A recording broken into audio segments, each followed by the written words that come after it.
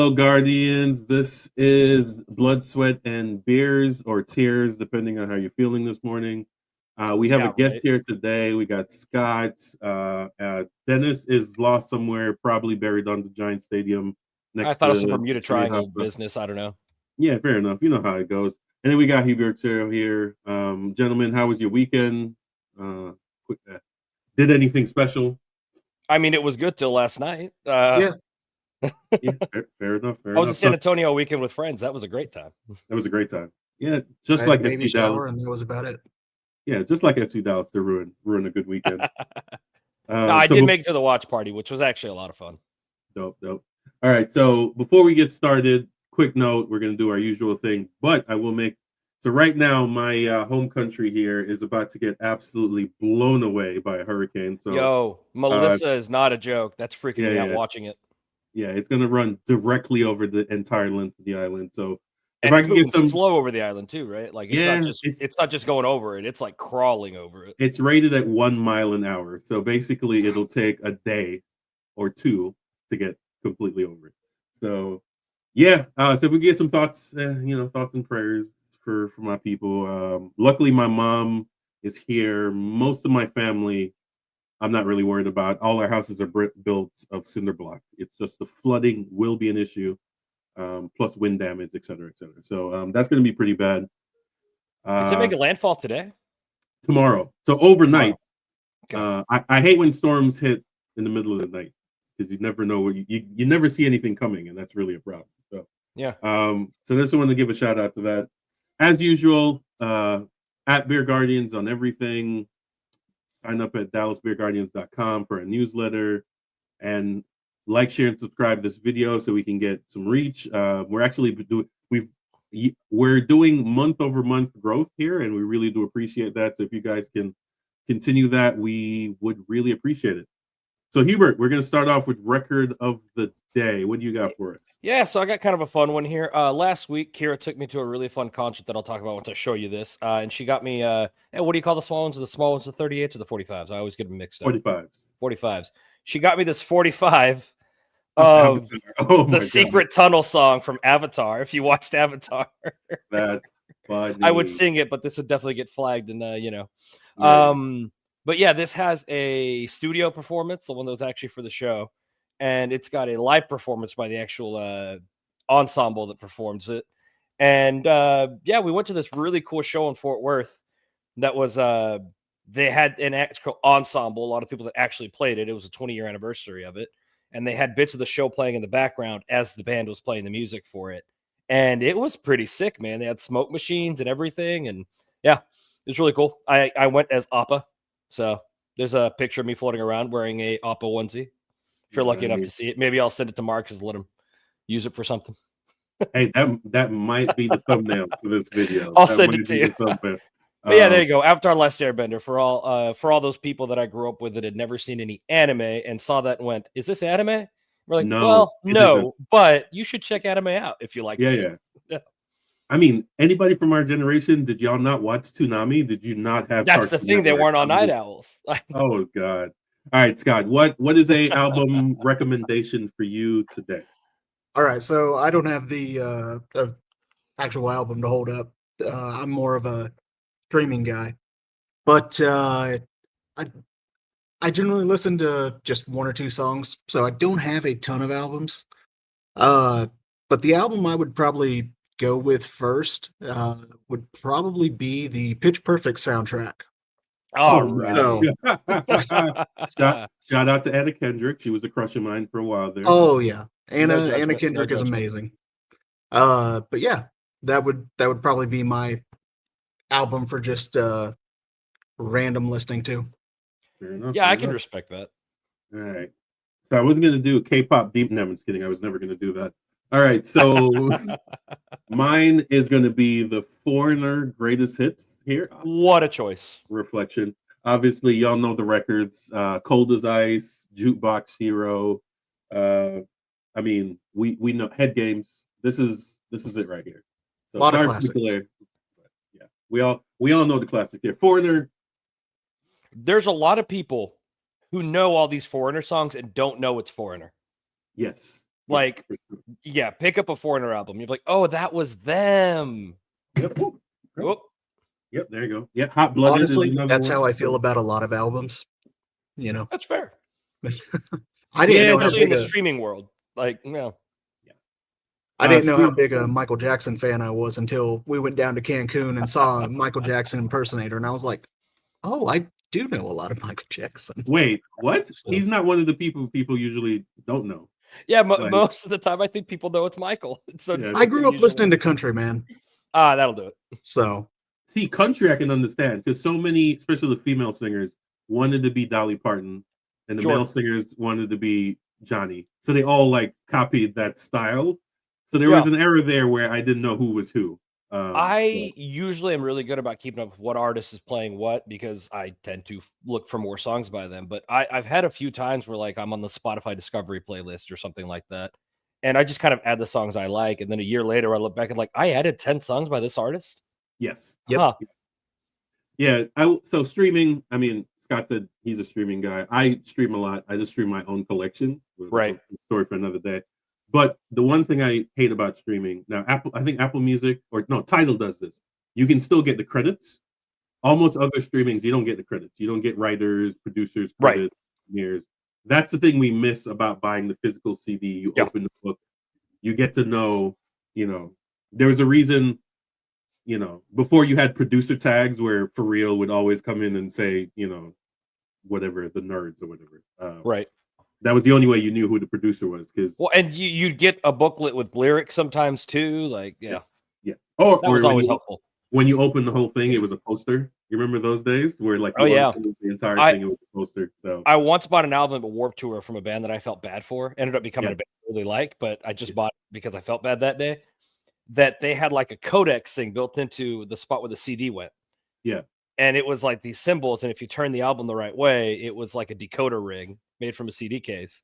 And that's how you would decode the lyrics in their little booklet, which is kind of cool. See, that's the type of creativity you miss. Shout out to Jupiter Sunrise. Yeah. Yeah, you miss with streaming. And then when you do release physicals, you get the Taylor Swift thing where they release the same album, 5 different covers, and then sell 2 million copies the first week. So we could rant about this all day, right? Yes, we can. All right. Let's jump. We're old heads, I guess. Oh, you see the grays, right? You see the grays. Elder millennial. Geriatric even. Let's jump into what everyone came here for. We're going to be depressed together. Yeah. We debated last episode whether or not we were capable of doing it 2 more times, and we still have an opportunity to do that. But last night proved that maybe it won't be an easy ride.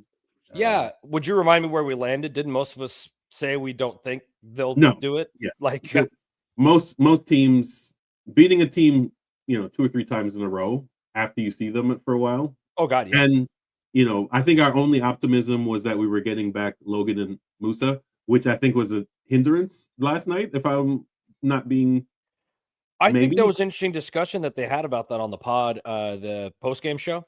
Yeah, I don't know if you listened to that at all, but they were talking about a lot of the times that Musa has gone and come back. His first game, especially, always just kind of seems to be in limbo.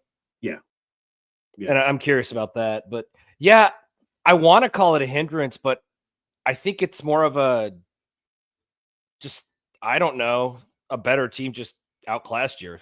I don't know. I think the team overall did not do good, but I think at the end of the day, it was like, well, yeah, the right team won and they handedly beat you. Like, yeah. I mean, hold on, Scott. So a couple of pointers here. Musa feeling like he has to pull his best Jesus impersonation and be a facilitator is a problem because you need your number 9 to be your number 9. And 2, they figured out Sauver. So he wasn't, they did. Holy cow, they did. He wasn't able to do what he did the game before with the speed. They figured out that particular problem. And B, our center backs still suck. Oh yeah. Even our good one, Asaze, made some really terrible mistakes last night. I don't know what it is about being beaten and the defender feeling like, oh, if I just put my shoulder, right, I can claim shoulder to shoulder, even though the guy clearly beat me. It's because they all think they're Yada Mendy, who was like every time he got beat, he found a way to like barely tap the guy or something. Yeah, you remember a few times last year where he would literally hug a guy. Yes, but he was in midfield. right? Like, it's different. It's different. Yeah. Once you're in the penalty box, you and don't he get knew away which with one to it. take, which one was worth taking. You Yeah. mean a Champions League winner knows how to play soccer at a high level? That's crazy, Who right? knew? All right, Scott, did you watch this game? What are your quick thoughts? Oh yeah, I was at the watch party at Scarlet Pumpernickel. We watched together. Oh, did Yeah, you? Oh, there we go. All had right. Hubert there for the last bit of the first half and the second half. So, yeah, look, it wasn't a good game. The craziest stat was that we just had 0 shots, which I kind of wonder. I don't know how a shot is defined. It depends on the But scorekeeper. Yeah. fair enough. But you would A think couple that of at sources least gave us a shot or two. okay, yeah, you would think at least that one Bernie run where he got past everybody and then just launched the ball, wherever. I mean, it wasn't a shot on goal by any means, but you would think that it would have been a shot just because there was nowhere else for him to kick the ball. He was past everybody. So, Yeah, defining a shot is kind of a weird thing. And I think all like the official MLS ones said we had no shots, but there were a couple out there that said we had 1 or 2. And I think that was probably one of the ones they counted. Yeah. right. But I was looking last night. I was trying to see if there was a previous game where we had 0 shots on 0 shots. The most recent game where we had 0 shots on goal was actually the last Vancouver game. Well, not last Vancouver game since we Yeah. played them last week, but the one earlier in the season, back in March, Oh, interesting. where we played them at Toyota.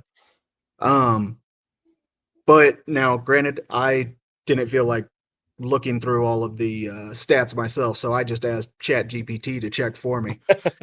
So take it with a grain of salt. But it was saying that it could not find any previous games where we had 0 shots taken at all. Do you remember what part of the season that Vancouver game was? It was the first March 15th, I think. Oh, so real early. Yeah, it one- was the second home game, I believe. Yep, Yeah. I just pulled it up. I just wanted to look at the Yeah. stats for that game just for fun. We played Houston away, Colorado away, Chicago here for the Brimstone Cup, lost Yeah. that one, and then I think it was Vancouver. Well, the one I'm finding on March 15th, at least Plot Mob is giving us shots. So Is it? Yeah. It's so shots. Yeah, shots we are- had shots. We just didn't have shots on goal. I misunderstood what you were getting at. Yeah, no. Gotcha. shots on goal is always a weird thing to me because I always growing up thought that if you hit the crossbar, it was a shot on goal because a quarter inch there or there is a goal, right? It's one of them things where like, why wouldn't you count it that way? But I think I was on the opposite of that growing up. I was like, well, if it wasn't going to go in, it's not going to go in. But like, I easily see the argument otherwise. I do. Also, I've seen if the goalkeeper touches the ball, even if it wasn't going towards goal, they call it a shot on target, which never made sense to me.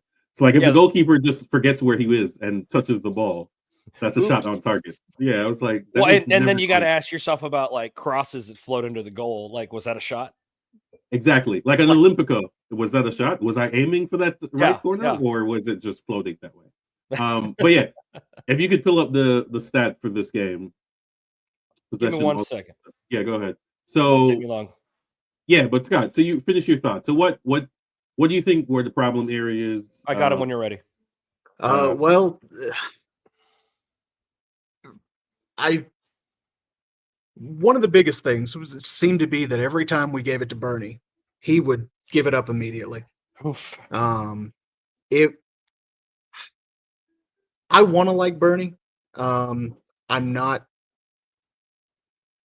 always convinced by him, but he's gotten a little better, especially with moving him, back. But man, last night was not a good game. It was one of the more feudal So I'll games, it felt like. I'll give him a little bit of bail. So last night, everyone on our side were having issues with the foul calling. So like Bernie would try to beat a guy, and then he would get impeded or he'd get bodied off the ball. And instead of trying to fight through it, he would just stop and expect a call. And the ref wasn't giving that all night. Yeah. So that's an adjustment you have to make as a player and be like, oh, okay, so we can put shoulders into people now. Okay, cool, we can do that. I don't think that's in his game, though. He's not put a shoulder into a guy. Musa took full advantage of that and was just absolutely bodying people. So was Asase, except for the penalty. But yeah, that part of Barney's game last night, I think, was the issue. He wasn't figuring out the play calling from the referee. I don't think anybody on our side was. Absolutely not. My brother actually texted me like 15 minutes into the first half and was like, "Oh, this ref isn't gonna. He does not want to get involved in this game." Which sort of makes sense after we had 2 big games where the refs made big calls with red cards and had a major influence on the game. So I can see not wanting to get involved for 3rd time in a row. Which makes it that much more impressive when you think about Enesali coming in and getting a yellow. Yeah, and that kid, he put on weight, and still they were pushing him around. I don't know. Yeah, he came on and said, "Oh, Solly bulked up a little," and then he just got bodied. He just got bodied. He's just too small. He's like Diaz. Like the weight is helpful, but he. Also, I think he needs to switch position. I'm not sure he's a winger. But yeah, what are the stats for this game here? All right. We'll just do the basic top stats here first. Possession, we're going to go home team first, okay? Yeah. Vancouver, 64%, Dallas, 36%. Probably expected, right? Which is funny. That was better than the game where we Which had is 10 funny, men. yeah. How the hell did we manage that? But yeah, go ahead. XG, Vancouver, 3.6, Dallas, 0.38. Okay. So FOTMob, whoever's doing theirs, gave us a shot. That's interesting because I think the MLS had them higher. MLS had Vancouver at 4 and Dallas at 0. I think it was 4.34 because I could not remember seeing a game where XG has been over 4. Yeah. Total shots, Vancouver 22. This one's given Dallas 1. Mm-hmm. Shots on target for Vancouver 10. Shots on target for Dallas 0. Big chances 7 Vancouver, Dallas 1. Yeah, I don't know who's keeping score of this one, but big chances missed. Vancouver missed 5. I'm not even going to go into Dallas on that one. Accurate passes. Vancouver with 564. Dallas has 273. The important stat there, though, is that Vancouver had 88% accuracy and we had 77. Yeah. That's... Vancouver committed 18 fouls. Dallas committed 7. Vancouver was offsides twice. Dallas was offsides 3 times. Vancouver had 10 corners. Dallas had 1. Yeah. I get into more stats, but I think just the basics work here. Yeah, for sure. Even that one offside, if Musa had hit it first time, Julio was wide in for that run. It's really weird to me when our 6 foot plus tall number 9 is our best facilitator on the team, which is really mind blowing. It's it helps because he realizes that he has speed on the wings, so he'll come back and be like, "All right, you go." It works better with Julio than Bernie, obviously, because Bernie doesn't know how to time a run to save his life. Absolutely not. But yeah, Hubert, we haven't heard your thoughts yet. Yeah, I think we were just thoroughly outclassed by a better team at the end of the day. That being said, everyone made mistakes except for maybe Collodi. But yeah, I don't know. They're a better team. We showed our weaknesses. We made dumb mistakes here and there. We didn't take advantage of anything we had, which we barely had any. Kind of felt like the goal was just to get lucky and try to get one in later when Vancouver got tired, and obviously it didn't happen. You let the goal happen before the end of the first half, and I don't know. I think from there it never really felt like the team really had a chance. I think just Vancouver's that much better, and if we couldn't even beat their second back line, oof. To me, this was never our year type of thing, right? Absolutely, it's bonus soccer, right? Look at who we brought on. Where's Lizette? Where is we haven't talked enough about Legit. Yeah, I'm just like I'm going to assume it's a turf issue with this, so he might play next game. Yeah, maybe, but we haven't really seen him in. Is he out of favor? Is it one of those? I'm not sure. It doesn't look that way, right? And it's hard for me to believe that he would be one of those guys, but maybe it's just one of those things. He just can't go even 45 minutes now or something. I don't know. Yeah, but you can't go 45 minutes, but you're bringing in Petrino is cool, but let's just be honest. Right. He had one really, really good cross ball that if it had landed would have been the prettiest thing I've ever seen. Right. But he's kind of not really what we need. He's not. No, absolutely not. There's multiple times where we needed some triangle passing, and he literally would just either stop running or run towards the ball. And I'm like, so when you see your defender or when you see your attacker with the ball, and there's a dead space behind you, why are you bringing an attacker to another attacker towards that ball? So then we pass the ball backwards. And okay, Chris Kappas, I'm gonna rant about him, but I'll wait till the offseason, which at this rate will just be next week. That kid is really frustrating me. It's a whole bag. He walks around like he's messy. And I'm like, okay, sir, I need you to move more. There's a lot of jogging, half steps. I don't know what's going on there. That's really frustrating me because there are times where I'm like, I need an outlet and you're not providing it, and that's your job. See, I think he's doing that more than any other player on the field is. Is he? You think so? I really do. I think Ka'ike... That might speak to the team, but... That's a fair point. Ka'ike, to me, provides a really good outlet. It's just that they don't pass him the ball. Sure. Shaq has this really annoying thing of passing the ball backwards. It's like, we gave you the ball, you don't even bother looking forward, and then you put your hand up like, oh, I'm sorry. And I'm like, how? You don't even the guy's open because you didn't turn. Mm-hmm. At no point did you turn. I had a couple of moments this game where I was getting frustrated at a bit of the walking from the front. Musa did a lot of light jogging and walking, and I think maybe it was more towards the end of the game. So I just, at that point it was kind of toasted, but I don't know. That's Musa's MO though. He's not going to beat you over the top, especially since he's also justified in that, he's kind of earned the spot. So 18 goals. You can do what you want. I just felt like I saw it more than usual, but maybe that was the frustration of losing 3-0. You know what I mean? Oh, he was definitely pissed. If you saw after the game, he was right to the locker room. He was out of here. He was just like, he's frustrated because, again, he's not the number 10. He shouldn't have to provide that job. And there's no one there. Even it got a little better when Romario swapped from being right back to being midfielder. They got slightly better because he's a little better at that. And then Pedrinho obviously tries to do it. But I look at this and I'm like, why did we get rid of Siki again? Because none of the people you kept are doing a better job. Yeah. Right? As we've brought up on the podcast multiple times, me and Marcus were Siki pilled. So yes, my issue is that the kids you're bringing on are not better. I can understand you're saying at the end of the season you want to move him on. But if you're pushing for the playoffs, which is what they were doing, playing Petrino is meh. What's the other kid that came on? I can't pronounce his last name. Anasali Turcado. There we go. That kid, I like him. I think next year he'll get some minutes. Any Salah to me is like, we brought this kid back. I don't know why. I actually thought we would never see him again. To be completely honest with you, maybe that just tells you how they couldn't get rid of him. Yeah, he went to Saudi Arabia or somewhere, and I'm like, it was alone. Yeah.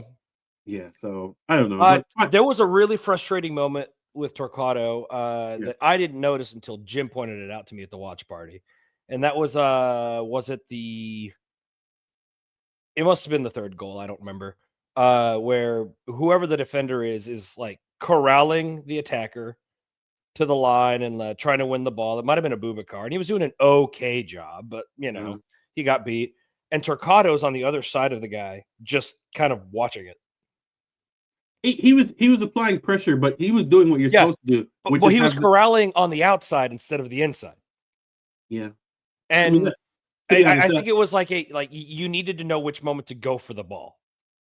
All right, so I will give him a little bit of grace. It's in the penalty box, so you don't want him rushing in and put. It was not. Oh, it wasn't that? No, it was outside the penalty box.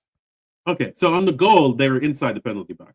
So that's why. And I might be remembering wrong. It could have been in the box. Either way, it was a thing where he was trying to apply pressure on the attacker, but the attacker didn't even notice him, so it just didn't matter. And at the end of the day, Lawless lost his guy, right?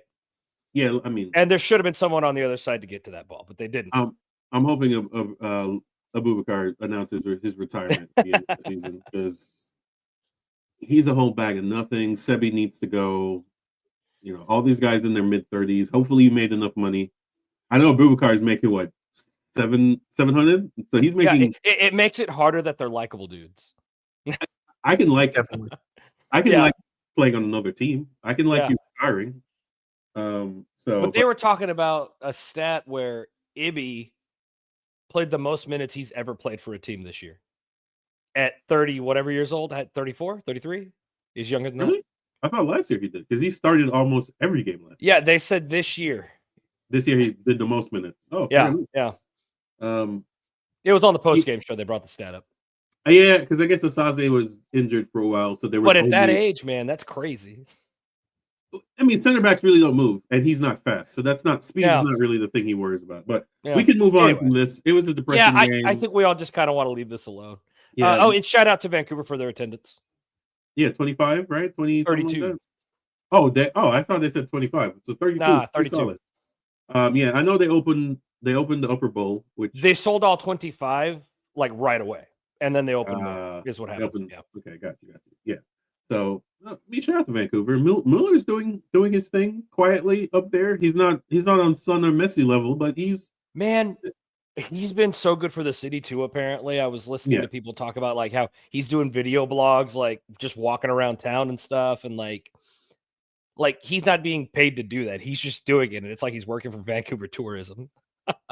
That's part of the which is cool. Yeah, imagine having that kind of star. That's awesome. Which is why cities pay money for stadiums, is because you're supposed to benefit the city in some way. Yeah, fair enough. I never thought about it that way before. Yeah, it's Scott, you got anything else before we bail on Vancouver? Yeah, we're gonna bail on that. Well, we're not gonna bail. We're just gonna move on to next game. But yeah, it was a good looking crowd. I will also give them credit. I enjoyed the tifo that they had. The barbecue one. Yeah, the game. It was good. Yeah. Today's special Texas barbecue, cook them low and slow. And they definitely it's a good one. That's definitely up there with the Portland. This isn't our first rodeo one that they did a few years ago, where they're riding the bull. to piggyback off your comment, I don't know how I forgot it, but Kolodi, excellent game by him. Yeah, there were talks. I mean, mid-game, they're like, so we have 3 goalkeepers. Which one we're going to get rid of? And I'm like, well, the answer is that it's Paz easily. So unless and not to mention, this is an off-season question. We're not worried about that right now, guys. I think after the performance, I think we all admit that it's a right now question. Which goalkeeper do we get rid of? I mean, it's a fun conversation. If we want to have it right now, I'm cool with it. My point was it's obviously Martin Paz, unless Collodi has an Italian passport. Because where are we going to shop him? Fair enough. Because what people don't realize is that in order for players to get sold into some leagues, like the Big Five, your national team, you either have to be a national team member with a certain amount of games played, right? Or you have to be able to get a work permit in that country. And America and Europe and most of the world actually is kind of difficult. So for people who that's why Walker Zimmerman was getting the run with the national team for a while, is because they wanted to sell him. Yeah. So it's one of them things. So, yeah, I think the more interesting question to be asking for the goalkeeper thing is what their game plan would be for a number 2 and a 3 keeper at that point, right? Are they just going to try to bring some kid up or what? Because I think the smart move as well is see what you can get for Paz. You didn't think you were going to get anything for him, and maybe you can now. There's some hype on him. Who knows? Sure. Because the odds of us having Jackson next year can't be high. I mean, he doesn't cost anything. We can keep him. He's only 27. It's the end of a contract. Yeah, it didn't cost anything earlier this season. Yeah, he's done this year. So I don't know if I'm Jacob Jackson, I go see what someone's going to pay me. Oh, you go to the market, see what they got? I really do think I do. There's been enough hype around him, even if it was just like 2 games, that I'm like, I could get paid more than like the league minimum that I'm getting paid. For sure. He can hunt some. And I hope he gets paid. USL is in need of over 250 players next year with all the new teams. Yeah. So there is a job somewhere to be had. He could definitely start somewhere. I'll say that much. For sure. So before we move on to other topics, we do play the baddies in blue once again at Toyota Stadium. Hopefully not the last game of the year, but at least of the last tailgate and home game of the year. Mm-hmm. Do we think we change? What are your lineup changes, if any? And what do you think our chances are? Scott, you go ahead and start. Oh man. I'm keeping Collodi in goal. I'm getting Solly off the bench. Okay, so my issue when the lineup was announced at first is they didn't have Logan starting. I want Musa and Logan starting together. They're a good pair together. And then I'm torn on whether I want Sarver or Julio in there to start. Both I think are better as subs. They're both fast. They both will run the other team, run out the energy. I kind of feel like Sarver has earned more of the starting spot, but I think he brings more energy that might be better later in the game. So yeah, that's not really an answer as far as which one I would do, but that's my thoughts as far as that goes. Midfield, I mean, Kaique, Ramiro, and Kappas. That's really your only option, right? Yeah, what else you got? Yeah. Unless you play 5 in the back, which I don't think they're going to do, but yeah. I will say, as far as the defense, it's a toss up for me whether you go Ibi or Abubakar. Ibi's slower, but he's not as prone to making a mistake every week. So yeah, that one's a toss Oh, up. the back line is shambles. Oh my god. Absolutely. Absolutely. You were going on about or not going on, but you were saying you want Ibi let go at the end of the season. And man, he's not the best, but I think you got to keep him just for depth at the moment. Yeah, I think the problem with You Ibi know? is he's not making depth money. Yeah, he's making Right. 800. Yeah. I'm okay with letting Ibi go. I think that's our main issue, right? We're all right with Ibi as a backup, but Yeah, Well, no, I was saying I'm sorry, I may have misspoke. Talking about letting Lawless Abubakar go at the end of the season. Yeah. I like Lawless. I think you need to keep him for depth. Ibi, I'm okay with leaving because yeah, he's making a ton of money. Well, But how much is Lawless? 700, right? Yeah, they're both do you remember They're these are starter money? they're both basically on veteran pay. Like they've been in the league so long that they're making. Yeah. Someone pointed out to me Nashville is playing Zimmerman almost $2 million, and I'm like, oh shit, he's been in the league almost 10, 11 years now. So he's making a long time, at a certain point you're going to make a certain amount of money. We will have more money because either Paxton is gone or we're renegotiating his contract, so that will free up some cash. But yeah, so is that your lineup before we move on to Hubert? Yeah, long answer is it's mostly a question of whether you're keeping Sarver or Julio in there to start. But I want Logan in there starting with Musa. I think they pair well together, and that's the only big change. I get that, and I think at home you're probably right. On the road in Vancouver, I get what they were doing. They wanted speed over the top. It's just that you need someone to be able to hit a diagonal pass, and until Pedrinho came in the game, we didn't have someone because Kappas isn't doing that. Yeah. Do we know whether Delgado will be back by any chance? I haven't heard anything about the injury. Yeah, we won't hear till Wednesday, Thursday, to be honest. Okay. If Delgado's available, I definitely want to put him in as well. I mean, his creativity sucks, but he's the only one that has it, other than Pedrinho. For sure. Hubert, you want to give me your lineup from back to front? Yeah, so from the back, I think I start Collodi, play the hot hand. I think the kids earned it. I also think a player like Paz doesn't take that personally anyway. Yeah.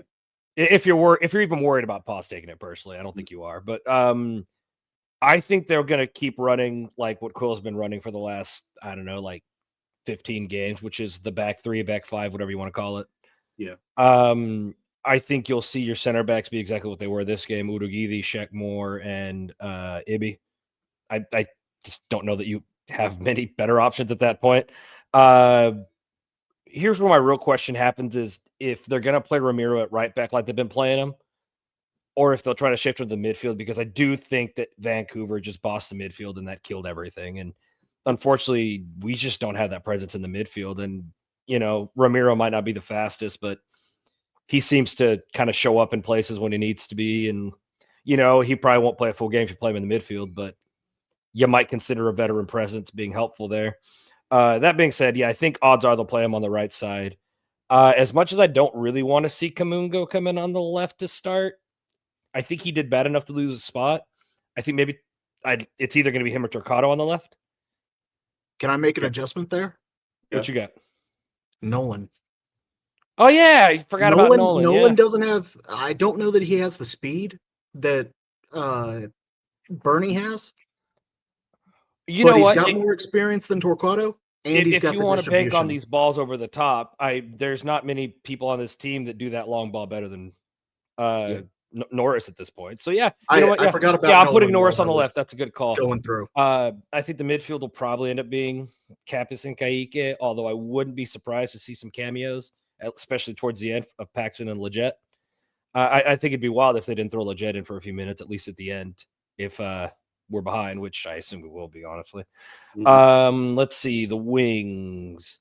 I think you'll see Julio, and I think. I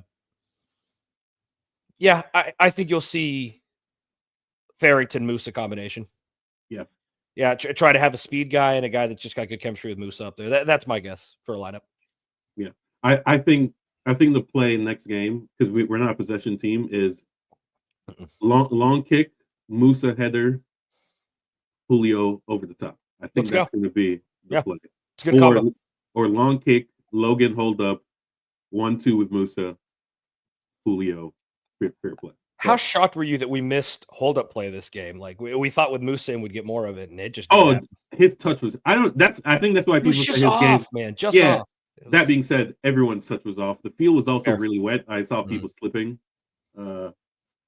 It's just frustrating because these guys, except for Musa, played here last week, so you think they would get used to the bounce of the ball. The only person who got used to the bounce of the ball was Collodi, because there was twice where the ball was bouncing and he jumped on it. It was like, buddy. Yeah, so. Yeah, we didn't talk enough about his big save last week. No, Collodi has good hands. Now, I always worry when goalkeepers do this, where they try to snatch the ball out of the air and catch it. It's like, just tap the ball out of bounds. Because I've seen multiple world-class goalkeepers try to do that shit, and it goes right through their hands. I was especially afraid of that with Collodi, because when he first started really getting on the field more, we thought one of his weaknesses was he doesn't hold the ball much. Yes. So when he started actually grabbing him, I was like, So he's gotten better. Kind of looks like he added it to his bag, though. So like I said, Collodi's good. I think Paz is better. We can't have two of these guys, so someone's got to go. And the one with the European passport. Although he has two passports now. He has the Indonesian and the European passport. That guy we can probably get two or 3 mil from. Look, it's Zanata. Somehow he's going to get a stupid deal. Yeah, it's like 12 million. You're like, who the fuck paid that? Thank you. All right, so we're gonna move on to the other team in town.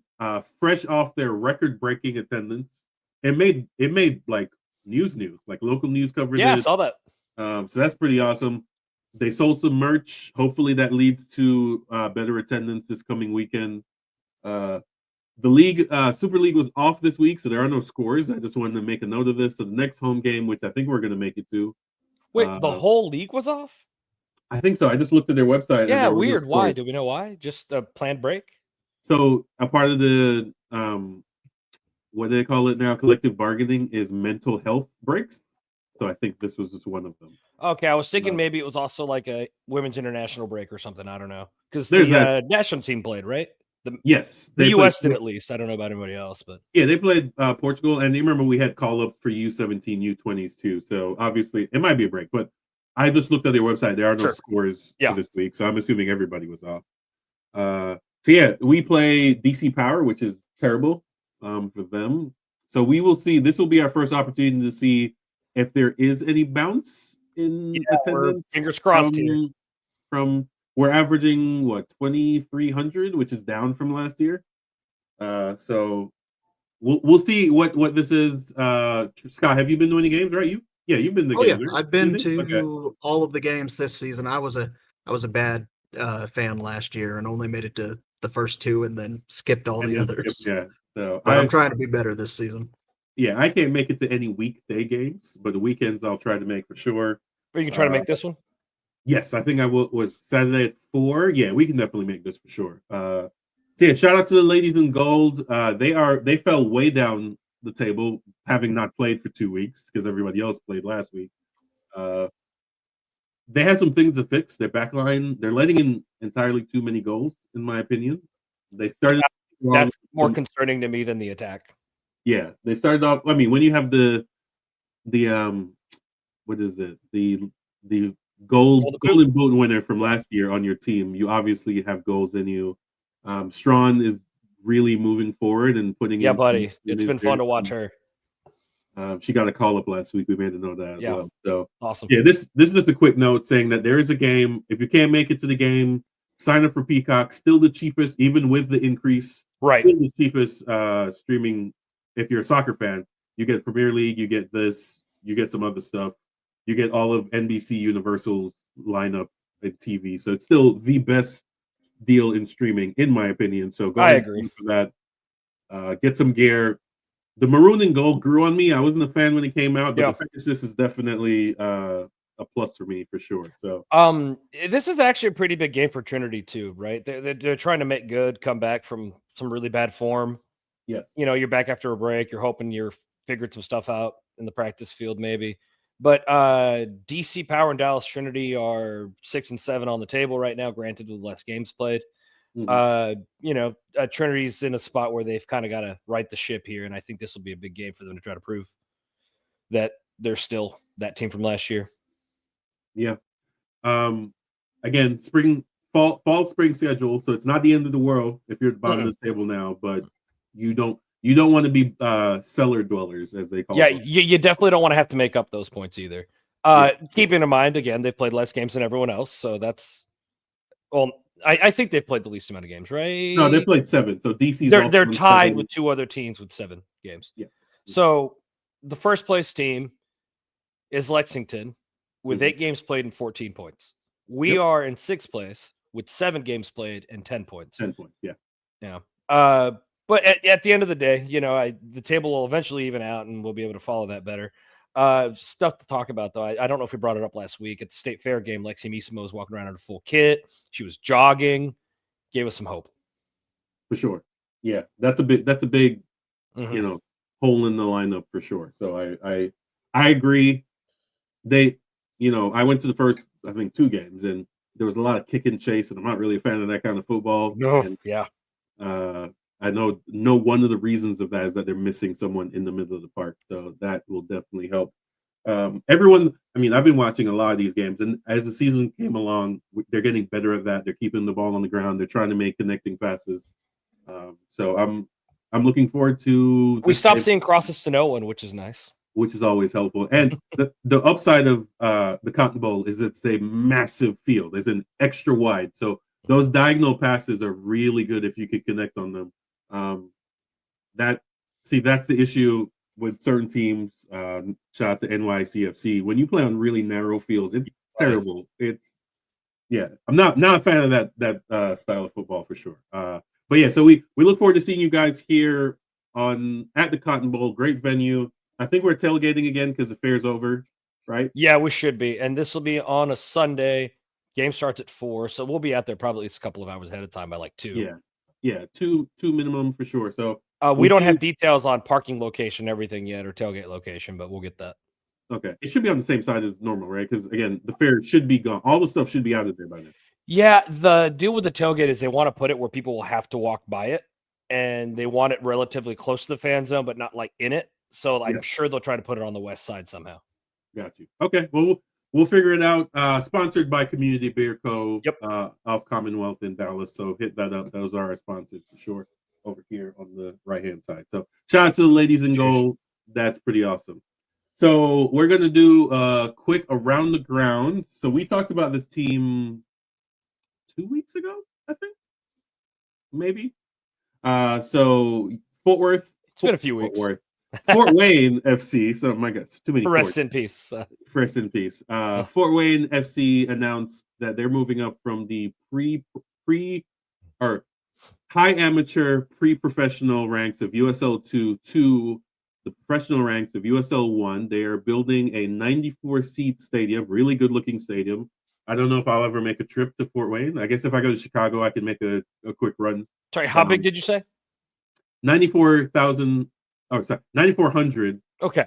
Seats, not including standing room. So they'll easily get over 10, especially for the home opener. I think they'll easily get 10, maybe 11, because the north end is wide open. So there's a big, massive video board and then an open-ended portion. So standing room only, they'll get over 10. Shout out to Portland Hearts of Pine. They announced that they broke USL League One record for 6,400. Awesome. That will be broken next year because the Cosmos have a 7,500 seat stadium and Boise has a 7,100 seat stadium, and I have a feeling that both of those will. Hey, let's keep going with it. Yeah, let's make it work. So this is the Crest redesign. So I want to get your thoughts, Scott. We'll start with you. Old, new. What are your thoughts on the pre? Now I think they're keeping the blue one for the USL 2 team that will still exist. But what do you think of the differences in this design?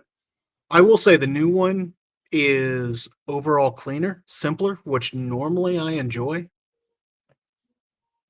Yeah. But man, I had to look at that and be like, what is SW? You know? Yeah. So, classic old school F. Yeah. Yeah. The F is not quite working. Yeah. Doesn't read as an F to me. I also feel like it's just a nitpicking from a graphical standpoint. The F is attached to the W on the top, but not on the bottom, and that just annoys me. I think they should have stuck with the old logo. The old logo is good. It's got a soccer ball. It's got the name, colors, everything. So that sounded stupid, but the old logo was what's much superior in your opinion. Fair enough. In my opinion. So the only caveat I have, and I'll show you here in a second, is the gear that they released with this. I will say the new logo fits merch much better than the old one. But Heber, what's your thought? Fair. Yeah. I think I remember not totally hating the old logo, but not really being a fan of it. It felt very generic overall to me. I think we got into a discussion about this one where we're like, yeah, our town's famous for its river. And it's like, well, bro, most American cities, especially in the Midwest, are attached to their rivers. So yeah, that always threw me off. Also, Trinity. just the colors scream Chicago to me. You think of like the Chicago flag and stuff, but whatever. That's not that important. I didn't care for the old logo much, but I didn't hate it. It was just kind of there for me. The new one feels to me like I'm trying to figure out what they're going for, whether this is meant to be like a almost old West belt buckle design. Yes. Like, yeah, or if they were going for like a what are the old like printing press ones that had like the really fun details on them and everything. I'm trying to see which one of those they're trying to go for here. I don't associate either of those with Indiana, but I will make a point of this is the second crest we've released in USL that doesn't have the team name in the crest. Yeah. So Dallas Atletico doesn't have Dallas Atletico in the crest. This one doesn't either. That's a choice, obviously, because if I see this, it doesn't tell me what it is immediately. I think I have a negative reaction immediately to orange and black, but so I'm gonna show you this here. I'm gonna pull up the website here for their what am I going for here? For their gear. Well, as a Dallas fan, And I'm gonna tell you, it's golden something or whatever, but who really cares? They're giving it a wild name. Yeah, but the gear that they have here is absolutely gorgeous. They're gonna call it Who's Orange or something like that. Yes. Right, so we're gonna remove this right quick, and I'm gonna pull up the website here. Look, I will be the first one to admit that my negative reactions to like the orangish black stuff is just because of Houston. But I'll also be the first to admit that I like most of the gear Houston puts out. So I'm not surprised that I like this. I do like that it comes off as more gold and not orange, though. Yeah. So like the beanie with the that's what I'm saying. It's like the gear they release with it. I'm like, all right, fuck it, I love this. Yeah, I like that. It looks good. When it's just the lettering and like not on the shield, it especially pops. Yeah, like this sweater. I'm definitely buying really one. good. And then like this is just really good merch. Yeah, it looks really good. And so much, especially at this level, is how much merch you can sell. Not only to the people within your market, but like if it's good looking enough for me to wear without being connected to you, I'm all for it. I think it's one of those like it's not for me, but I think it works and I think it'll do well. Yeah, Scott. What do you looking at it? What do you think? The merch does look good. You mentioned selling merch, and yeah, it does seem like a lot of these lower level teams are, they're just pushing merch all the time. You've got to. Atletico Dallas, how many pieces of, clothing or t-shirts or whatever have they put out, and we know nothing about the team literally except for where they're going to play. Marcus, is it possible for you to click on that scarf? I want to see if they have an image of the person holding it up. If you still have it up. I can pull it back up. Yeah, so the thing about Atletico Dallas is that they're shooting their load, like, and I say this jokingly, really early. They're gonna have to do a whole new set of merch launches in like 18 more months. Oh yeah, no. Yeah, they better have a good refractory just had period. The fall launch like 2-3 weeks ago. Yeah. With this batch of and they did hit with the new merch from what I understand. So no, it's nice. So let me pull this back up for you. What do you want me to hit?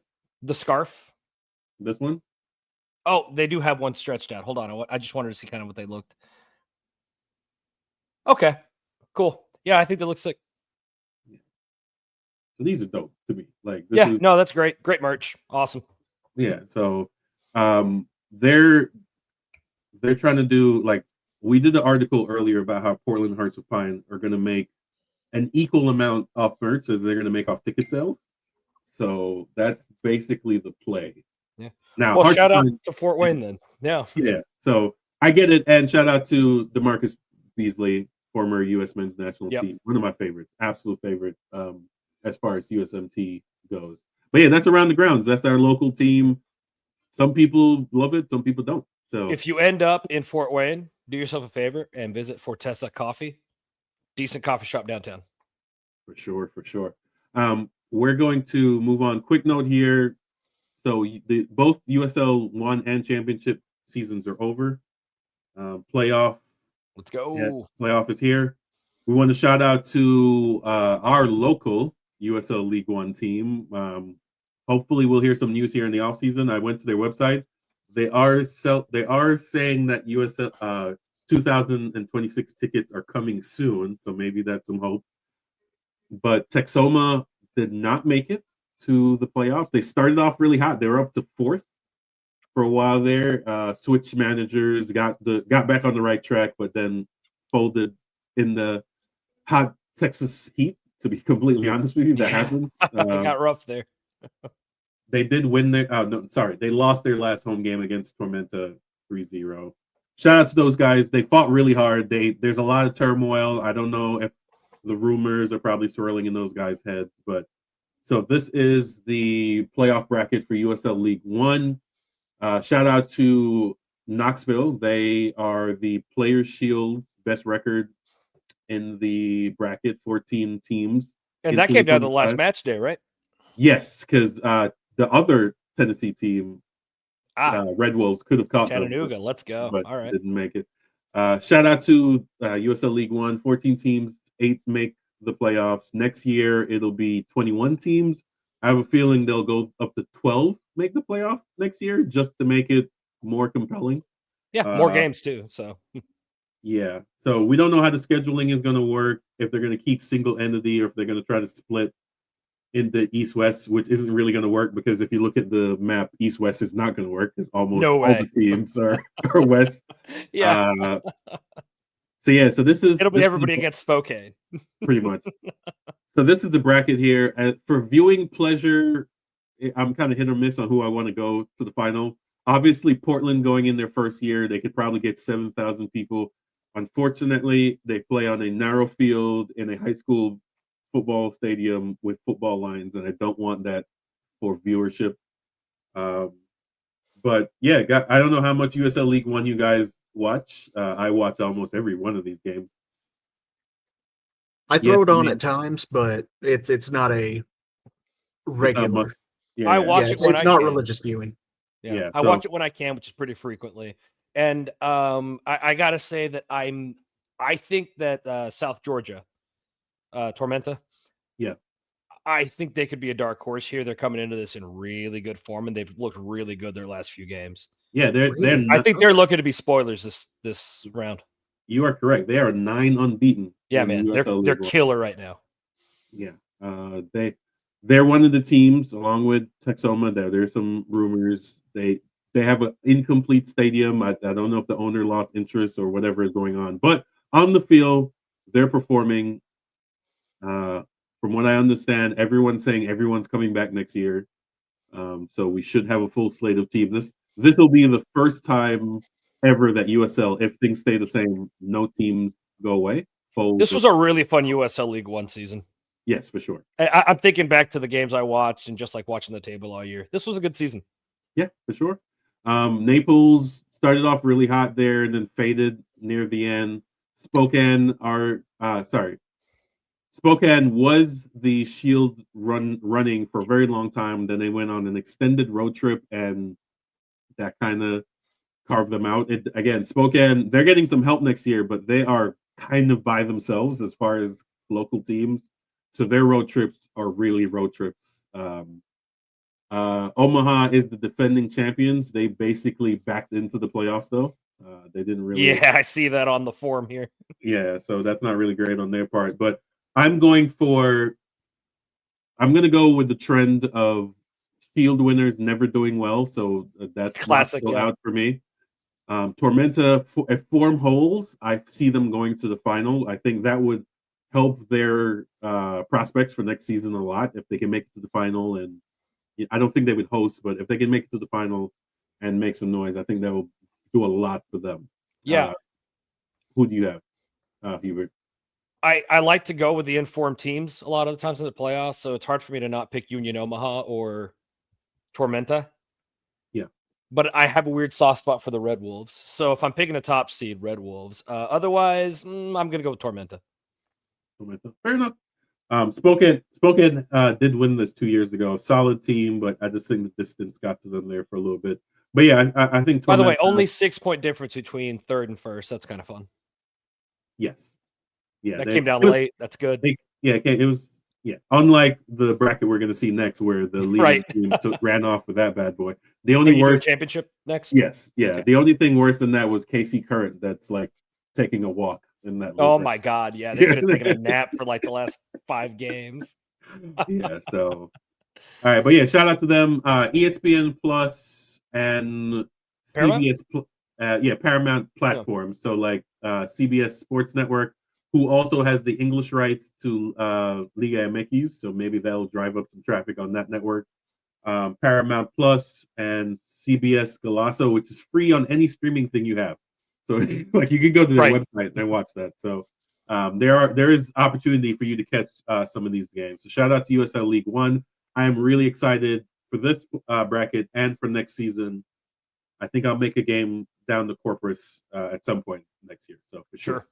So we're gonna move on to the second tier, or one of the second tiers. We're gonna have fun talking about U.S. soccer pyramid or not, whatever you want to call it, in the off season.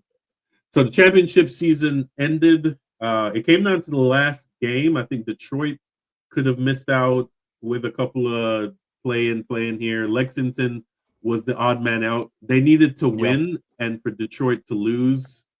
And I think they lost and Detroit tied. So Lexington ended up not making it, which kind of sucks. They had a really great turnaround this season from last season. Attendance was up, their play was better, but that's the thing about you can't make it, even though 16 of the 24 teams make it here in championship land. So shout out to the defending champ Switchbacks, made a hell of a turnaround. They were bottom dwellers for the longest time. So We buried them like halfway through the year, man. It was. I was just like, yo, it was a trend of defending champs not doing well. But the two finalists from last year, Switchbacks and Rhode Island, made it in 8th and 7th, respectively. Hartford made it to the playoffs for the first time in their existence. With I think they're 6 or 7 year old club. They're also coming off a really hot run of winning the Jägermeister Cup, which is just the USL Cup.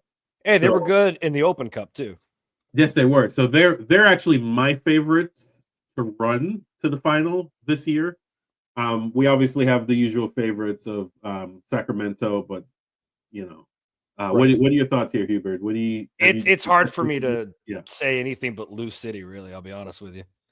Yeah, but again, Shield winners and finals don't. Really you may be right. It's hard for me to bet against them the way they ran with it.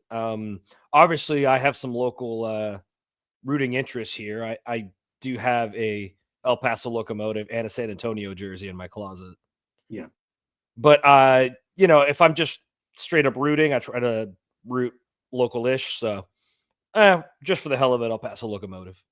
I mean, San Antonio is also local-ish. They're probably closer in this. But my brother was born in El Paso, so fair enough. I was in San Antonio this past weekend with a San Antonio fan. So nice. Scott, so did you catch have you caught any of these decision week games this weekend? No, not USL Championship. I'm more of a USL 1 guy if I'm watching. So listen to this hipster. Yeah. He's like, I like 3rd division soccer, guys. No. Okay. You ever heard a little thing called the English League 2? Yeah. Bangers. Yeah. Wrexham, we used to play there years ago. But yeah. So, what are your thoughts here on this bracket? Do you have any thoughts on any of these teams, and what do you think they might do here? I'm with Hubert. If I'm rooting, I'm probably going whatever's closest locally. And while distance-wise it might not actually be true, it feels like El Paso is the choice there. They just recently did a jersey collab with a couple AEW wrestlers.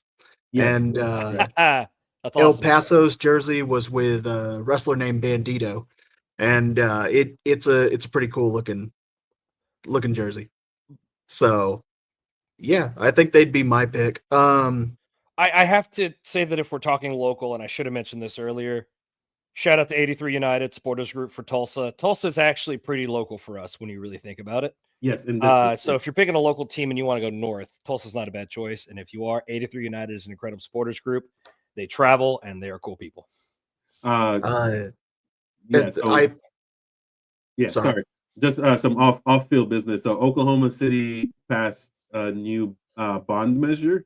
So Oklahoma Energy, or whatever the fuck they're going to call themselves in the future, has all their funding. So we might see them, depending on when construction starts, we might see them in 2027 back in USL Championship. Tulsa might get their rivals back. I know, that'd be great. And technically, they'll be a rival to Atletico, too. Like, that's awesome. A nice up 35. So that's going to be some off-the-field stuff. As far as this bracket goes, I do agree, local. I like San Antonio, owned by the Spurs. So with my issue here, because I want USL to grow, I do a lot of off-field calculations on who I want to make it to the final. I hate baseball stadiums, mostly because they never take the net down, and where the TV camera is, sometimes what a nightmare. That's so annoying. So if I'm thinking of viewing, also I don't want it to be a West Coast home team, because the TV window CBS, so it's going to be on big broadcast CBS. The TV window they have is noon. So I'd rather it be played on the East Coast than the West Coast, because last year it was in Colorado and they played at 11 a.m., which has to suck as a team. You're getting up to do your routine. You got to get up at 6 a.m. in order to get to that whole thing is just not great for me. I'm hoping that once this TV deal is over, they get a better window. Like 4 p.m. is a decent window. I'm not saying you have to get prime time, but like noon Eastern is wild. Yeah, noon Eastern is a terrible window. So as far as that goes, so as far as viewing pleasure and East Coast, I want Rhode Island to host, but they're 7th, so that's going to be a really large slog. What about Charleston? Yeah, which one? Charleston. They're playing Rhode Island. Oh yes, the Battery. I hate that field. It's what is it called? Something Point. It's used way too much. I think they have over like 40 events on that field. The field is terrible. So Louisville but is for that Eastern, reason. isn't it? Yeah, so that's the issue. So next year we can talk about this. Next year, the only two teams that have been announced are Brooklyn and Jacksonville, which, if you look at the map of the U.S., are both Eastern. Yeah. So Lexington is West, but Lexington is more East than Louisville. So I don't know how they did that particular. It'll be magic like trick. Nashville was in MLS, like switching every season for like 2 or 3 years. Yeah. So with two Eastern teams coming in, somebody has to go West, and I don't know who it's going to be. To be completely honest with you, Honestly, it might be Louisville. it might have to be. I think they're the furthest west, just location wise. It's them or Detroit, right? Well, Detroit. No, of these, I'm not looking at the Of whole these game. options, Never mind. Yeah. Yeah. It's gonna be crazy, but yeah, that's an off-season thing. But yeah, with an uneven adding of two teams, they were supposed to have a Western team in Santa Barbara, which isn't happening. Oh my God, it'll be Birmingham or Indiana. If it's Birmingham, I'm gonna laugh my ass off. That's gonna be hilarious. But yeah, so that's my off-field stuff. On the field, obviously, I want San Antonio to win to host. That'd be pretty awesome. But might even go to that. Yes, if it's in Texas, I might definitely make that. So if it's San Antonio, we might make a trip for sure. But yeah, this Tulsa even wouldn't be bad. Yeah, moving up to Tulsa. Yeah, so that's pretty awesome. Shout out to Hartford again, making the playoffs for the first time in their existence. Detroit is obviously a fan favorite. I think if you ask the USL headquarters, they want Louisville and somebody else to be in the final. To be completely honest with you, so that they would sell out the whole thing, 15,000 seats on national television. It would be that's what they want to market themselves as. Unfortunately, again, Shield winners have a really bad rep in the final. So again, ESPN Plus, Paramount, Golazo, and then CBS Broadcast Network for the final. So shout out to USL. So we're gonna do some international stuff, although locally international, and then some international stuff. We got to make a note of this. MLS got their guy, or is keeping their guy. The house that Messi built at Freedom Park in Miami. Quite literally at this point, yeah. Yeah, pretty much.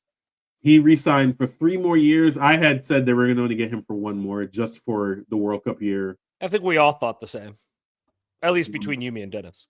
Yeah. So Scott, what is your thought on Messi being here for? That's retirement, right? 3 more years is his retirement. Are we all agree on that? I mean, if he makes it 3 more years, the way he plays, you know, he definitely could the way he plays. Yeah. But he's getting up there. I do need to go look at what their stadium like concept art is going to look like, because oh yeah, it's out there. It looks keep talking. The picture with Messi is very cool. It looks very Coliseum coded, Yeah, I guess. it very much does from this shot. So, that said, man, I'm not a Messi fan. I don't give a shit about Messi. I cannot wait for the day when he retires and hopefully Miami goes back to being a spoon contender. Yeah, a little whipping boy. So, yeah. I'm tired of all the pink jerseys. Yeah, no, that's fair. I think we all are, unless we're Miami people. But I'll be honest with you. I've spoken to some supporters from their supporters groups, and they're sick of it too, because it's messed with their ability to support the team and that kind of stuff. Like, I remember speaking to them at ISC this past year, and they're like, yeah, like, we're glad the team is winning. It's cool that our team has Messi, but I don't know. It feels inauthentic to a lot of them. Yeah. I mean, and it's frustrating. It's inauthentic because they're inauthentic. They weren't supporting Miami FC when it exists. The same reason the guys I was talking to were they're big Lauderdale supporters in the USL Super League. Okay. Like, they're legitimate soccer people. Yeah, there are a few people who I give credit to, but like the Austin Bold people who are like, oh yeah, Austin has a team now. And I'm like, Austin had a team. You just had to drive out to the Speedway. Yeah, Austin had a team that died when the other one came in. Yeah. Well, died's the wrong word. You know what I mean. No, died seems like a correct term. Yeah, fair enough. Really, like, I don't know. I want to say this is good for soccer, but really it's just good for MLS, right? But so there was a discussion on whether or not the fact that they moved behind the Apple deal right when they signed him, if that wasn't a net negative, because this would be primetime TV. The decision, basically. But here you go. Here's your concept art. It's going to be mostly covered. So yeah, here's Freedom Park. Although let's be honest, it'll be called Chase Field because I'm assuming Chase will just continue their their stadium rights. This whole area is like a public park, right? Around it, basically. Or am I confusing that with a different stadium? No, it is. So if you look at where I could pull it, yes, but it's a empty lot, kind of, sort of, that they're putting this here and then building around it. Capacity was close to 30, wasn't it, or was it lower? Well, capacity, I think 27 is what they're going. Okay, 27. Yeah. I couldn't remember the exact numbers. Yeah, I don't know. I think it's going to be a very 25. Nice looking stadium, and I don't know, if I go there for a game, like, it feels Miami, which I kind of like. Yeah, the flamingo pink is a go-to, and you know they're trying to be honest, I'm glad that Overton is where they were trying to build it. They got a piece of land from the city. They ended up not going there, and once they got messy, the city got serious about giving them money because they're like, "Oh shit, we got to make this happen." Yeah, right. So, yeah, it's one of them things where there were articles that came out about how like Messi himself as a brand is still international, but it's not translating to people caring about MLS. Absolutely. Even domestically, there are people who wear the Messi Flamingo jersey and have no idea what the context is. It's kind of like kids who wear the Rolling Stones lips or the prism from, what I'm saying? Like, you get it. Nirvana, you name it. Yeah. The Che Guevara. Yeah, the band has become a logo and not necessarily connected to the original thing. Right. Like the drummer of Kiss Pass, and people were asking who Kiss were, and I'm like, well, we're completely cooked. So it's one of them things. But yeah, shout out to them. They did what they needed to do to get it done. You'd rather have them. You'd rather have them than not have them. Is what I'm saying. Yeah, I think it's interesting. Well, other than the football stadiums, will that make this the biggest stadium? What do you mean? Other than the football Major League Soccer stadiums, the ones that are football stadiums? No, it's only 25. It is. Oh, I thought it was 27. No, it's 25. I just looked it up. 25. I think Nashville is 27, so that would still be big. Okay, got it. Yeah. Wasn't sure. I couldn't remember the exact ones. I thought most of the bigger ones were football stadiums or BC Place. Well, that is a football stadium as well. So, shout out to the BC Lions, Canadian football. But yeah, so here's the whole development to ask if it was a public park. So it's a lot of nothing right now, and then they're building around it. Yeah, look. If my cities are going to be throwing freaking money at pro teams, like, the city better get something more out of it. Like, I think we're seeing that with some of the NFL ones that are being built now too. Like, they're attaching actual public parks next to them, and not just like hotels and stuff. Which, that's good. It's something, I guess, is really what I mean.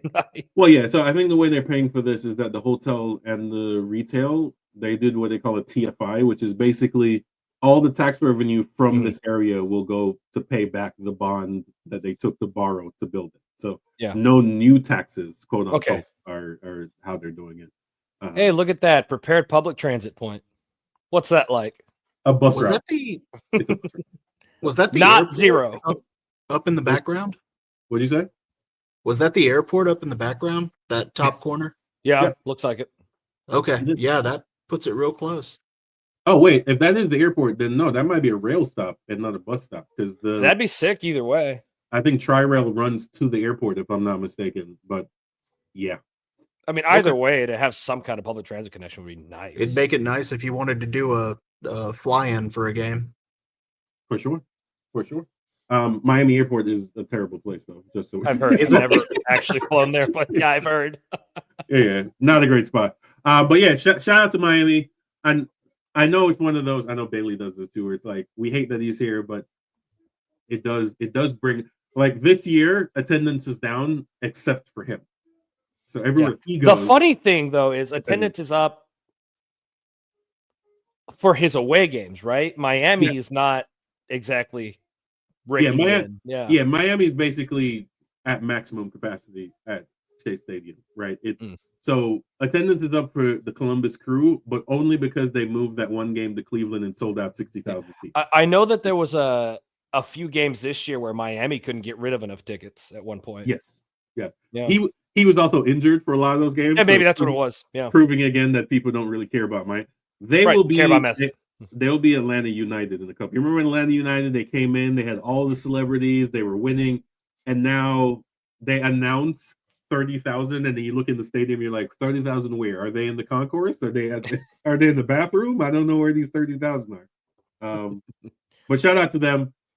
On more news, I kind of wish Dennis was here because this is an argument we have all the time about. There are a lot of people in they call Euro snobs. I always say I don't compare MLS to Europe. I compare MLS to the J League because they started around the same time as a structure, and somehow the J League managed to build 3 tiers of professional sports that are connected and with pro rail, blah blah blah. They're also doing something that MLS announces that they're going to do, but whether or not they get around to it, who knows? So we missed this. I don't know how. In 2023, the J League announced that they're moving to the fall spring schedule, or autumn spring, if you want to do the correct terminology of it, aligning with the European calendar. Now, for Japan, this makes sense because they want to sell on a lot of their players into that market. Yeah. So what are your thoughts on this? With a winter break, obviously, because it does get cold in parts of Japan for sure. Yeah, I was going to bring that up. Like all the people that are here are like complaining about how cold it's going to be in Minnesota. It's like, well, yeah, but like they do with that in other countries too. It's not unique to the U.S. Like, no, we're the only one that have winters, apparently. Yeah. Oh no. Yeah, it's crazy. Nowhere else. Russia, for instance, doesn't have a winter. Yeah, St. Petersburg is a temperate tropical climate. Yeah, for sure. Yeah. Anyway, no, I like it. I really like Major League Soccer. Like I wish it was fall spring. I think it's more enjoyable to watch it alongside the European leagues. And I think that's definitely killed not just FC Dallas in the transfer market, but the league in general is trying to have a transfer window, like your main transfer window, not be in line with the European calendar makes no sense. Yeah. And for all the people who are like, oh, well, it's because soccer is the biggest sport in Japan. It isn't. So that argument doesn't no water. They like to use that with Europe a lot. They're like, oh, what is it, baseball? It is by far baseball. It's got to be baseball, right? Miles. Go Tigers. The most popular baseball player in the world right now is Japanese. Actually, we say 2 because the pitcher is also really, I don't remember his name off the top of my head. He actually, I think he had a complete game, second game in the World Series. Shout out to the Dodgers. If they go back to back, that might be historic. No, fuck the Dodgers. Their payroll is $1 billion. So at this point, fuck the Dodgers. Fuck the Blue Jays too. I hate them both. Yeah. But yeah, Scott, what is your thought on calendar switches and how it, whatever your thought is on this topic? I wish this was how MLS was doing it. If we're going to be switching, I mean, I would much rather have the break for the World Cup and do the switch right after that than have a weird, season next year.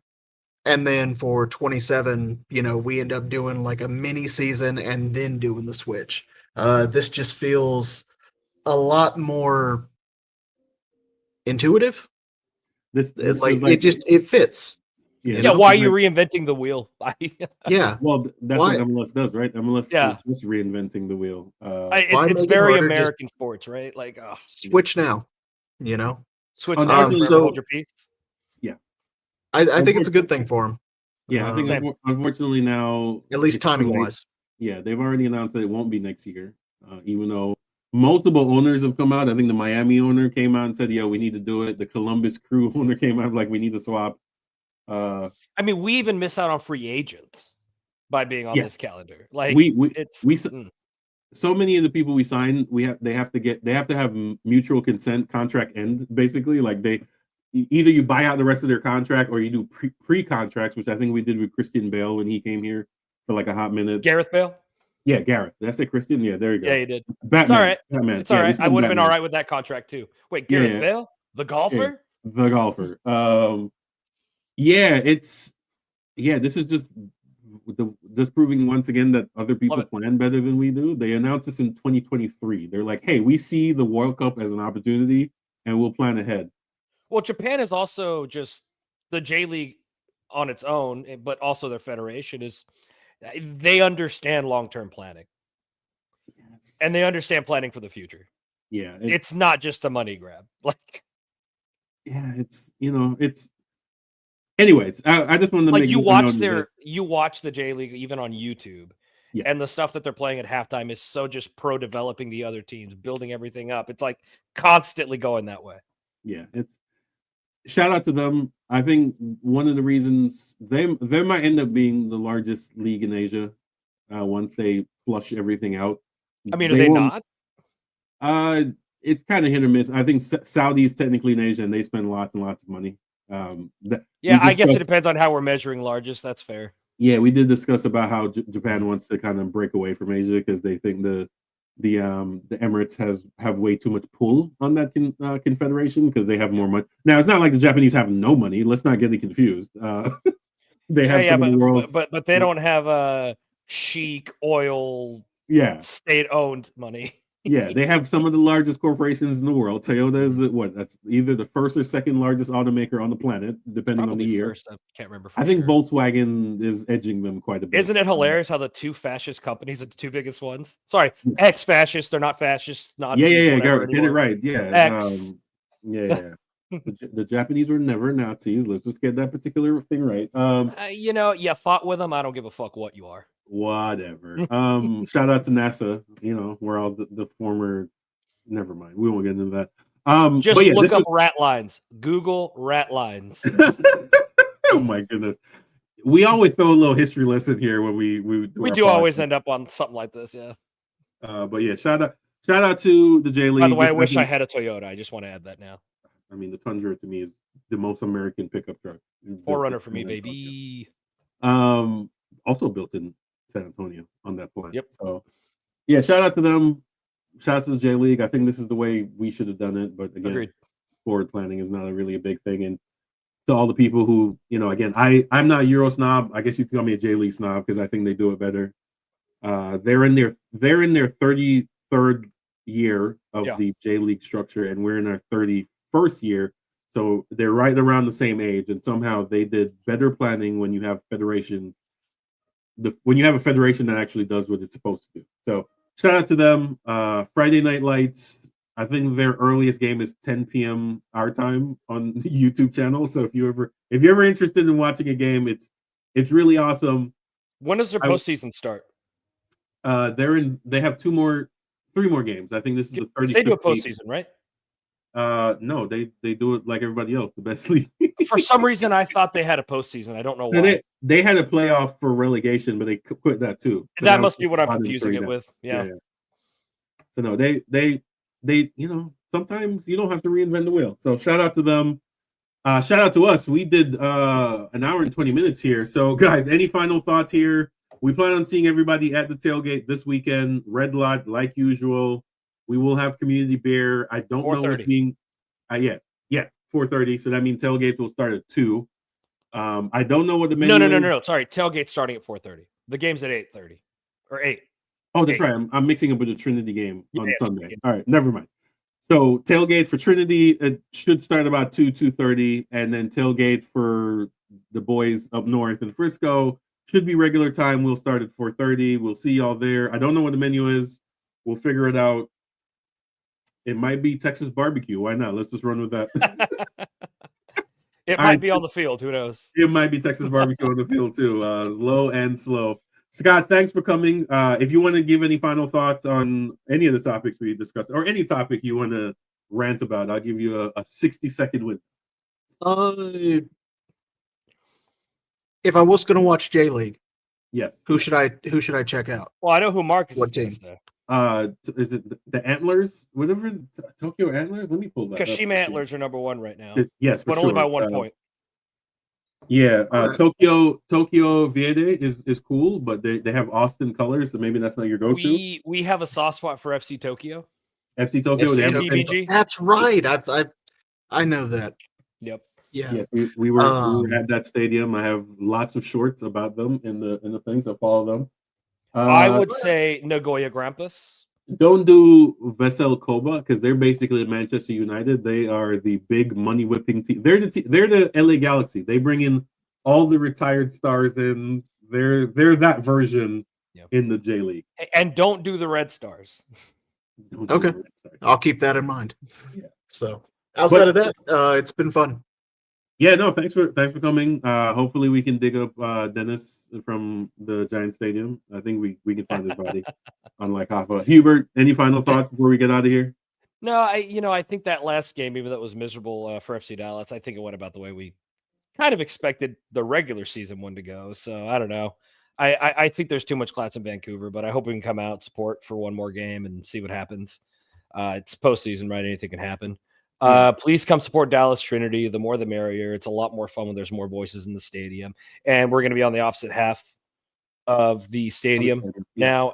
It's nice. It's way nicer than the other side, actually. I was surprised at the quality versus the opposite. So there should also be new stadium management.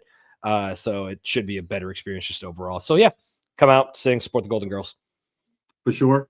Lost my train of thought there. Yeah, hopefully I want us to be completely heartbroken. Hopefully we do a 1-1 tie and then lose in the shootout and then we can go home crying. So that would be more fun, wouldn't it? That would be because it'd be more fun than getting stomped. Yeah, it will give us hope and then we can cheer for Kalodi and like, oh, maybe he'll pull it off. And yeah, we shall see. But yeah, thanks, gentlemen. This is pretty awesome. I should have this pod up either tonight or tomorrow. Again, like, share, and subscribe at Dallas Bear Guardians on everything. DallasBearGuardians.com for the newsletter. And yeah, we look forward to seeing y'all this weekend at Toyota Stadium. And then depending on that result, we'll see y'all the rest of the year at the Trinity games, end of fall, leading into the spring. Let's be honest, we're all just kind of waiting for 2026 and these World Cup ticket prices. They're going to be absolutely shit show. I will know how much money I'll be spending once I know that Jamaica completely is qualified. So right. The November window, I think, is the 13th and 14th, somewhere around there. Obviously, U.S. men's national team, Canada and Mexico don't have to worry about this. They can just argue about which domestic player they're going to bring in because that's a nice feeling to have. Not having... I miss qualification. Yeah, for sure. Oh, shout out to Jamaica's Federation. We are aiming to co-host the Women's 2031. Saw that. So that'll be awesome. We won't have to qualify for that either for the women's team. So that's great. I think they have $1 billion Jamaican dollars they're going to be spending on our national stadium, which is really old and for some reason has a cycling track around it. So I assume that the men will play there once it's renovated. What do you mean? The national stadium. Is that where they play already? That's where they play right now. Oh, okay. Yeah, never mind. It's 35,000 seats. So basically, they're going to get rid of the cycling track on the bottom lower bowl. So we should add more seats closer to the field. Cool. There's a track around it, so that really won't help. You'll still be very far away from the field. But it is much needed. We need lights. Every couple of months, we have to basically renovate the light system. Because like FIFA will be like, it's not bright enough or it's not angling the right way. It's really fucking frustrating. We need a brand new stadium, but unfortunately, with all the money we're going to be spending fixing the country here, again, thoughts and prayers from my people back home. It is. Whoa. Jamaica's going to spend their money smart? What's that like? That's crazy. No, we're going to have to fix stuff. It's going to be crazy. Man. I'm just really sad about that, to be completely honest with you. But yeah. All right, guys. Yeah, we really appreciate it. We'll hope to see y'all this weekend. Please. Guardians out.